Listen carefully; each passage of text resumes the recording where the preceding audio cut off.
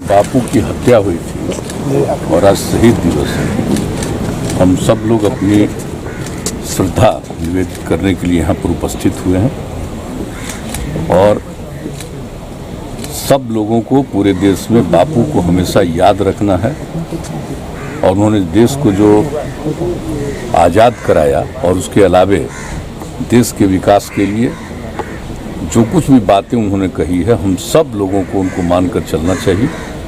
और हम लोग बिहार में सबसे ज़्यादा जो बापू के विचार हैं उसको ध्यान में रखकर ही सारा काम करते हैं। और जो बापू ने सबको सुझाया और यहाँ तक कि पर्यावरण के लिए भी उन्होंने अपने ज़माने में कितनी बात कही। और हम लोगों ने जो आप जानते हैं जल जीवन हरियाली अभियान की शुरुआत कराई, उन्होंने क्या कहा था, पृथ्वी सबकी ज़रूरत को पूरा कर सकता है लेकिन किसी के लालच को नहीं। तो इस बात को नई पीढ़ी तक पहुंचा करके एक एक बात को याद रखना है।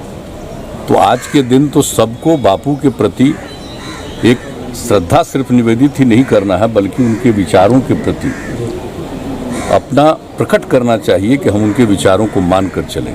और आप जानते हैं कि हम लोग तो पूरे बिहार में किस तरह से बापू ने जो कहा था 7 सामाजिक पाप के बारे में, सब चीज़ों को हर स्कूल में, सरकारी संस्थानों में, और ये जो पर्यावरण के लिए उन्होंने कहा था कि पृथ्वी सबकी ज़रूरत को पूरा कर सकता है, लालच को नहीं।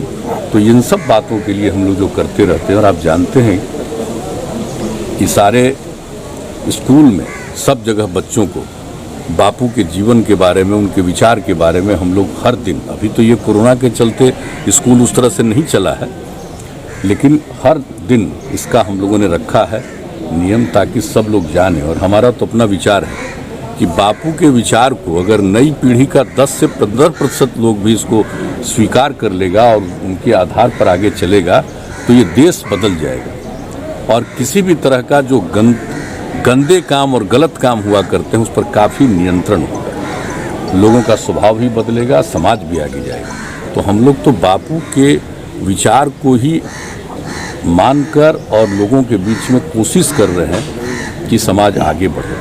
तो आज के दिन तो बापू के प्रति यही हम लोगों का विश्वास है। और हम तो इतना ज़रूर बताना चाहते हैं कि हम बापू के विचारों से अलग हटकर नहीं जा सकते।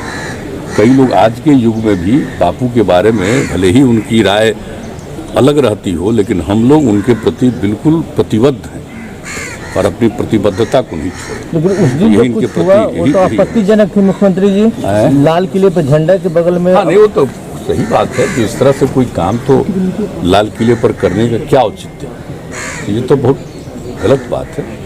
वैसे तो सब किसी को अपनी बात रखने का अधिकार है, लेकिन अपनी बात रखने का यह मतलब नहीं है कि आप ऐसी बात करें जो देश के हित में नहीं, देश के विरुद्ध है। तो जो कुछ भी किया है लाल किले पर, जो कुछ भी हुआ तो बहुत ही निंदनीय हुआ, उसकी जितनी निंदा की जाए कम। आज बिहार में मानव श्रृंखला बनाई जा रही है सर, महागठबंधन। ठीक है, सबको अपना अपना अधिकार है, कम से कम मानव श्रृंखला तो मानने लगे ना जी कि मानव श्रृंखला की शुरुआत तो यही हम लोगों ने किया ना।